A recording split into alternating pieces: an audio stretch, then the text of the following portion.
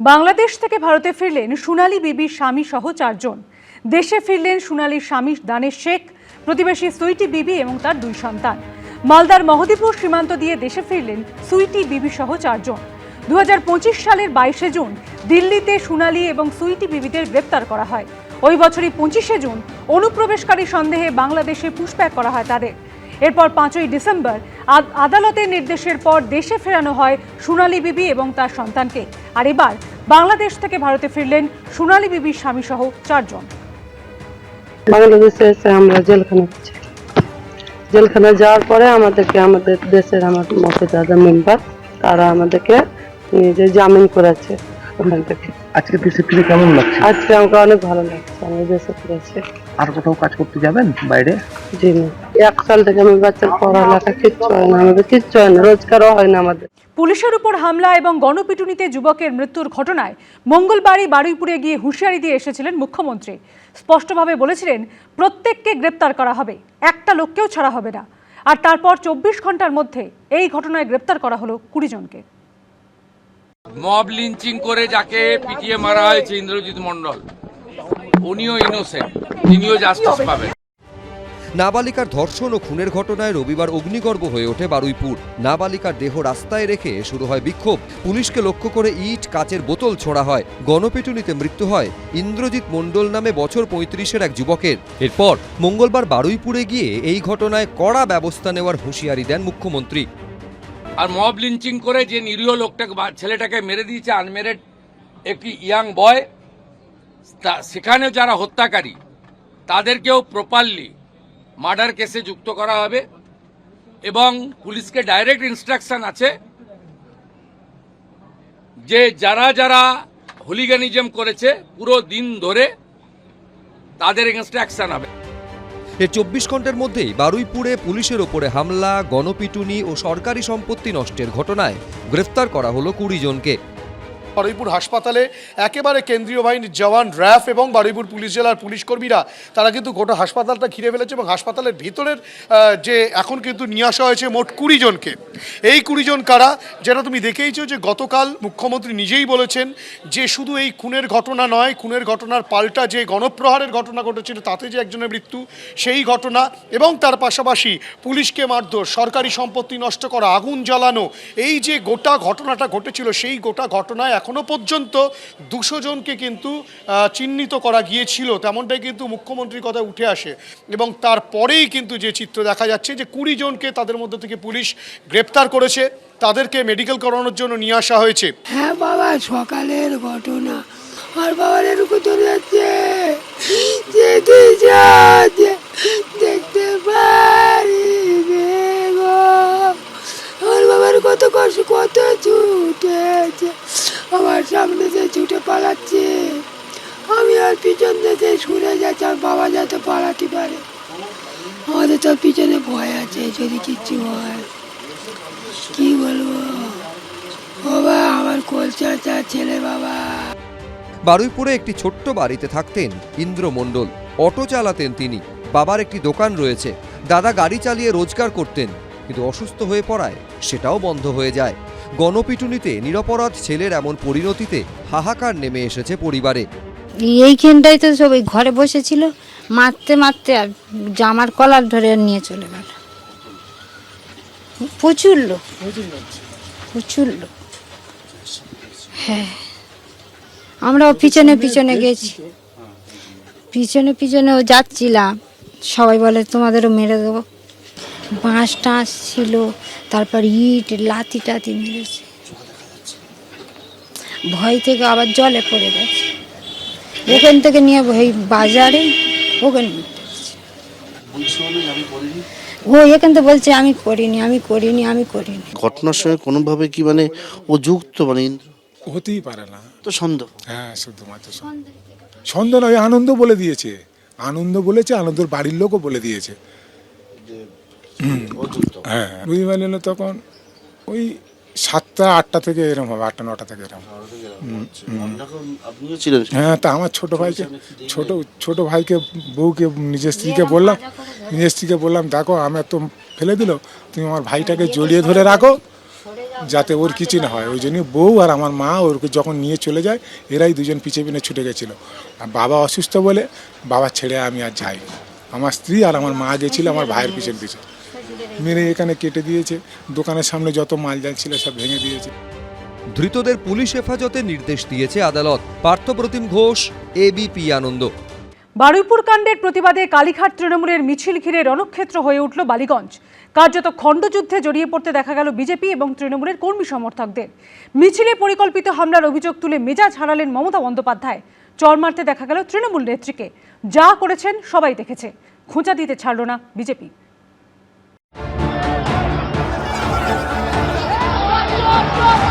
কালীঘাট তৃণমূলের মিছিল ঘিরে চরম বিশৃঙ্খলা, দফায় দফায় ঝামেলা, বিজেপি তৃণমূল হাতাহাতি।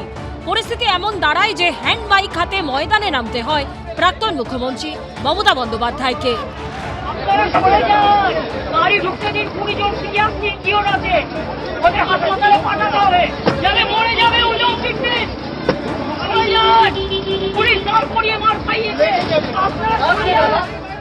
মেজাজ হারিয়ে একজনকে চড় মারেন প্রাক্তন মুখ্যমন্ত্রী।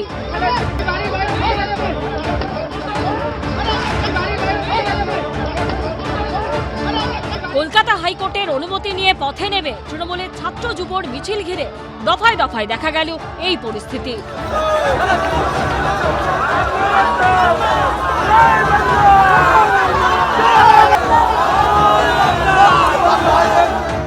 হাইকোর্টের রায় মান্য করে আপনারা তো মিছিলটা শান্তিপূর্ণভাবে করতে দিতেন, কেন মিছিলের মধ্যে বিজেপিকে ঢুকতে অ্যালাউ করলেন? আমি প্রায় 25 জনকে হসপিটালে পাঠানোর ব্যবস্থা করলাম। বারুইপুরে নাবালিকা ধর্ষণ ও খুনের ঘটনার প্রতিবাদে তৃণমূলকে বুধবার দুপুর 2:30 থেকে বিকেল 4:30 পর্যন্ত মিছিল করার অনুমতি দেয় কলকাতা হাইকোর্ট। কথা ছিল বালিগঞ্জ ফাঁড়ি থেকে হাজরা মোড় পর্যন্ত হাঁটবেন তৃণমূলের ছাত্র যুবরা, কিন্তু মিছিল শুরুর কিছুক্ষণ পর থেকে শুরু হয় অশান্তি। বারবার ঝামেলায় জড়িয়ে পড়তে দেখা যায় বিজেপি ও তৃণমূল কর্মীদের।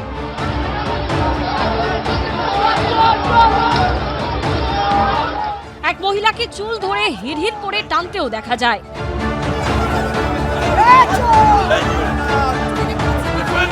পরিস্থিতি সামলাতে রীতিমতো হিমশিম খেতে দেখা যায় পুলিশকে।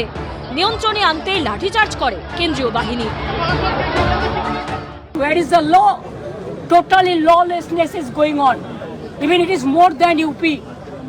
The country people cannot imagine. When police knows there is a high court order, how they violate the high court order. We condemned it. আমরা ধিক্কার জানাই। রাজনৈতিক নেত্রী, রাজ্যের প্রাক্তন মুখ্যমন্ত্রী, গণতান্ত্রিক দেশ, লোকতান্ত্রিক ব্যবস্থা, গণতান্ত্রিক সরকার, সরকার কোনো কিছু বন্ধ করছে না, চাপিয়ে দিচ্ছে না, রাস্তায় পুলিশের ব্যারিকেড লাগিয়ে দিচ্ছে না, হাঁটছেন হাঁটুন। তৃণমূল নির্মূল হয়ে গেছে। এখন তৃণমূলের দরজায় তালা লাগাচ্ছে, আর মানুষ তৃণমূলের মস্তিষ্কেই তালা লাগিয়ে দিয়েছে। তৃণমূলের অভিযোগ, বিজেপির হামলায় তাদের দলের 41 জন আহত হয়েছেন। আশাবুল হোসেন, ব্রতদেব ভট্টাচার্য ও উজ্জ্বল মুখোপাধ্যায়ের রিপোর্ট, এবিপি আনন্দ। তৃণমূলের 3টি ব্যাংক অ্যাকাউন্টে আগেই ডেবিট ফ্রিজ করেছিল পুলিশ, আর এবার তাতে 440 কোটি টাকা ফ্রিজ করে দিল এনফোর্সমেন্ট ডিরেক্টরেট। মঙ্গলবারই তহবিল তদন্তে 5 জায়গায় তল্লাশি চালায় ইডি। তাতে দেখা গেছে তৃণমূলের টাকাতেই বিমান এবং চপার কিনে ভাড়া দেওয়া হয়েছে তৃণমূলকেই, আর তাতে হস্তান্তরিত হয়েছে শয়ে কোটি টাকা। পুরো প্রক্রিয়াটাই সন্দেহজনক বলে প্রেস বিবৃতি দিয়ে জানিয়েছে কেন্দ্রীয় সংস্থা। তৃণমূলের টাকায় কেনা বিমান এবং চপার ভাড়া দেওয়া হয়েছে তৃণমূলকে, আর ঘুরপথে এই প্রক্রিয়ার মাঝে হয়েছে শয়ে কোটি টাকার লেনদেন। তৃণমূলের তহবিল তদন্তে নেমে এবার প্রেস বিজ্ঞপ্তি দিয়ে এমনটাই দাবি করল ইডি। মঙ্গলবার এই বিষয়টা খতিয়ে দেখতে তল্লাশি অভিযান চালায় তারা। তদন্তে নেমে তৃণমূলের 3টি ব্যাংক অ্যাকাউন্টে ডেবিট ফ্রিজ করে পুলিশ। তারপর ইসিআইআর দায়ের করে এই তদন্তে নামে ইডি। এবার অ্যাকাউন্টগুলিতে থাকা 440 কোটি 42 লক্ষ টাকা ফ্রিজ করল তারা। এ নিয়ে এদিন তৃণমূলের তরফে সমাজ মাধ্যমে পোস্ট করে বলা হয়, দলের ব্যাংক অ্যাকাউন্টগুলি ফ্রিজ করার ইডির সিদ্ধান্ত রাজনৈতিক উদ্দেশ্য প্রণোদিত। এই স্বেচ্ছাচারী ও বেআইনি পদক্ষেপের তীব্র নিন্দা জানায়। রাজনৈতিক প্রতিপক্ষকে টার্গেট করতে তদন্তকারী সংস্থাগুলির ব্যবহার বিজেপির রাজনীতির একটা বৈশিষ্ট্য হয়ে দাঁড়িয়েছে। বিরুদ্ধে যা অভিযোগ আছে এক্ষুনি যদি ব্যবস্থা নেওয়া শুরু হয়, গোটা যুবভারতী ক্রীড়াঙ্গনটাও কম ওপর থেকে নিচ পর্যন্ত তৃণমূল কংগ্রেস একটা লুটেরাদের দল। মঙ্গলবার তৃণমূলের এই তহবিল তদন্তেই ইডির অভিযানে চাঞ্চল্যকর তথ্য সামনে আসে। কেয়ারওয়েল অ্যাভিয়েশন ইন্ডিয়া প্রাইভেট লিমিটেড নামে একটি সংস্থার মালিকানাধীন 5টি জায়গায় ইডি তল্লাশি চালায়। তারপর কেন্দ্রীয় এজেন্সির তরফে জানানো হয় 2023 সালের এপ্রিল মাস থেকে 2026 সালের জুন মাসের মধ্যে তৃণমূলের ব্যাংক অ্যাকাউন্ট থেকে কেয়ারওয়েল অ্যাভিয়েশন ইন্ডিয়া প্রাইভেট লিমিটেড এবং তার সহযোগী একটি সংস্থার অ্যাকাউন্টে প্রায় 160 কোটি টাকা গেছে। দেখা যাচ্ছে ওই একই সময়কালে কেয়ারওয়েল অ্যাভিয়েশন ইন্ডিয়া প্রাইভেট লিমিটেড তাদেরই তৈরি একটি নতুন সংস্থার অ্যাকাউন্টে 82 কোটি 96 লক্ষ টাকা পাঠায়। কিন্তু কি কারণে সেই টাকা পাঠানো হয়েছিল? এইসব প্রশ্নেরই উত্তর পেতে মঙ্গলবার ধর্মতলার কাছে রাধাবাজার স্ট্রিটে কেয়ারওয়েল অ্যাভিয়েশন ইন্ডিয়া প্রাইভেট লিমিটেডের অফিসে যান তদন্তকারীরা। সূত্রের দাবি, এই সংস্থার মাধ্যমেই ভোটের সময় হেলিকপ্টার ভাড়া করত তৃণমূল। এনফোর্সমেন্ট ডিরেক্টরেট জানিয়েছে, এমব্রায়ার লিগাসি 600 বিমান এবং অগাস্টা 109 এসপি চপার কেনার জন্য কেয়ারওয়েল অ্যাভিয়েশন ইন্ডিয়া প্রাইভেট লিমিটেডের থেকে তাদের নতুন সংস্থায় পৌঁছেছিল 112 কোটি টাকা। তদন্তকারীরা এও জানতে পেরেছেন 2023-এ সেই অগাস্টা চপার কেনার সময় কেম্যান আইল্যান্ড স্থিত একটি কোম্পানি থেকে প্রায় 16 কোটি টাকার ঋণের ব্যবস্থা করা হয়েছিল। তবে বেশিরভাগ টাকাটাই আসে সরাসরি তৃণমূলের অ্যাকাউন্ট থেকে। এনফোর্সমেন্ট ডিরেক্টরেট জানিয়েছে, তাদের তদন্তে উঠে এসেছে তৃণমূলের টাকা দিয়ে কেনা বিমান এবং চপার তৃণমূলকেই ভাড়া দেওয়া হয়। পরবর্তীকালে সেই ভাড়া বাবদও একটা মোটা টাকা মেটানো হয়েছে কেয়ারওয়েল অ্যাভিয়েশন ইন্ডিয়া প্রাইভেট লিমিটেডকে। এখানে ইডি তদন্তকারীরা মনে করছেন গোটা লেনদেনের প্রক্রিয়াটাই সন্দেহজনক। এখানে লেনদেনের আসল উদ্দেশ্য আড়াল করার চেষ্টা হচ্ছে বলেই মনে করছে ইডি। অভিষেক ব্যানার্জি এই দুর্নীতি এবং তার যে বিশাল বৈভব, তার পরিচয় হচ্ছে তার এখান থেকে দিল্লি আসা যাওয়া 5 ঘন্টার রাস্তা, 28 লাখ টাকা খরচা, তার চার্টার ফ্লাইট কোথা থেকে পায় সে? সব কিছু বলছে দুর্নীতির পাহাড় হচ্ছে অভিষেক ব্যানার্জি। ইডি যেটা করেছে, আমার যতদূর ইনফরমেশন আছে, ইডি অলরেডি 120 কোটি টাকা থেকে বা তার কাছাকাছি কিছু টাকা এখনও কিন্তু লোকেট করেছে এই তহবিলে, যেটা দুর্নীতির থেকে আদায় করা হয়েছে। মঙ্গলবার সংস্থা নিউ টাউনের অফিসের পাশাপাশি সল্টলেকের সিজি ব্লকে কেয়ারওয়েল অ্যাভিয়েশন ইন্ডিয়া প্রাইভেট লিমিটেডের মালিকের বাড়িতেও তল্লাশি চালায় কেন্দ্রীয় এজেন্সি। তৃণমূল কংগ্রেস একটা লুটেরাদের দল, কিভাবে লুট করেছেন, কিভাবে ভোগ করেছেন, প্রান্তিক মানুষের টাকা, মানুষের দেহ করের টাকা, আমি মালিক আমি ভাড়াটে, এ পারা যায়, ভাবা যায়? এ একমাত্র তৃণমূলই ভাবে, এ তৃণমূল ছাড়া কারোর পক্ষে সম্ভব নয়। তহবিল নিয়ে তৃণমূলের তরফে জানানো হয়েছে, দলের অ্যাকাউন্টে থাকা টাকার পূর্ণাঙ্গ তথ্য স্বচ্ছভাবে প্রকাশ করা হয়েছে। অনুদান সংক্রান্ত সব তথ্য নির্বাচন কমিশন ও আয়কর বিভাগের কাছে জমা দেওয়া হয়েছে। উজ্জ্বল মুখোপাধ্যায়, প্রকাশ সিনহা ও সুকান্ত মুখোপাধ্যায়ের রিপোর্ট, এবিপি আনন্দ। ডিজে মন্তব্য মামলায় কণ্ঠস্বরের নমুনা দিতে পরপর দুবার হাজিরা এড়ালেন অভিষেক বন্দ্যোপাধ্যায়। এই প্রেক্ষাপটে অভিষেক বন্দ্যোপাধ্যায়ের বিরুদ্ধে কঠোর পদক্ষেপ করার জন্য বিধাননগর আদালতে আবেদন জানালো সিআইডি। 18 জুলাই ডায়মন্ড হারবারে তৃণমূল সাংসদকে ফের হাজিরা হয়ে কণ্ঠস্বরের নমুনা দেওয়ার নির্দেশ দিয়েছে আদালত। কণ্ঠস্বরের নমুনা দিতে তাকে হাজির হওয়ার নির্দেশ দিয়েছিল আদালত, কিন্তু 30 জুনের পর 8 জুলাই বুধবারও ডিজে মন্তব্য মামলায় কণ্ঠস্বরের নমুনা দিতে হাজির হলেন না অভিষেক বন্দ্যোপাধ্যায়। আর তারপরেই অভিষেক বন্দ্যোপাধ্যায়ের বিরুদ্ধে কঠোর পদক্ষেপ করার জন্য বিধাননগর আদালতে আবেদন জানালো সিআইডি। কণ্ঠস্বরের নমুনা দেওয়ার জন্য অভিষেক বন্দ্যোপাধ্যায়কে তৃতীয়বারের জন্য হাজির হতে নির্দেশ দিল আদালত। ভোটের আগে প্রচারে গিয়ে ডিজে বাজানো হবে বলে মন্তব্য করেন অভিষেক বন্দ্যোপাধ্যায়। 4 তারিখে রবীন্দ্রসঙ্গীতের সাথে গ্রামে একটু করে ডিজেও বাজবে। এই মন্তব্যের প্রেক্ষিতেই তার বিরুদ্ধে উস্কানিমূলক ভাষণ, হুমকি এবং শান্তি বিঘ্নিত করার অভিযোগে এফআইআর দায়ের হয়। বিষয়টি গড়ায় আদালতে। এফআইআর খারিজের আর্জি জানিয়ে হাইকোর্টের দ্বারস্থ হন অভিষেক বন্দ্যোপাধ্যায়। সেই মামলায় বিচারপতি সৌগত ভট্টাচার্য বলেন, একজন সর্বভারতীয় দলের সাধারণ সম্পাদক যদি এই ধরনের মন্তব্য করেন, তাহলে চিন্তা করে দেখুন ভোটের ফল অন্যরকম হলে কি হতো।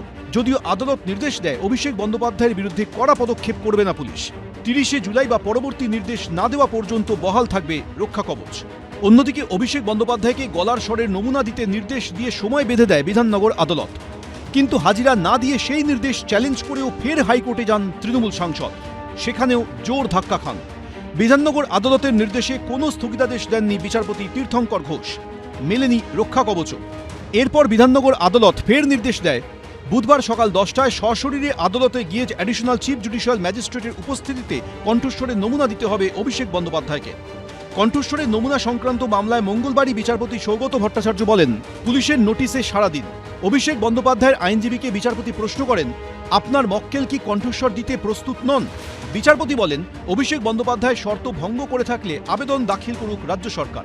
আদালতের এহেন কড়া বার্তার পরও বুধবার হাজিরা দিলেন না ডায়মন্ড হারবারের তৃণমূল সাংসদ।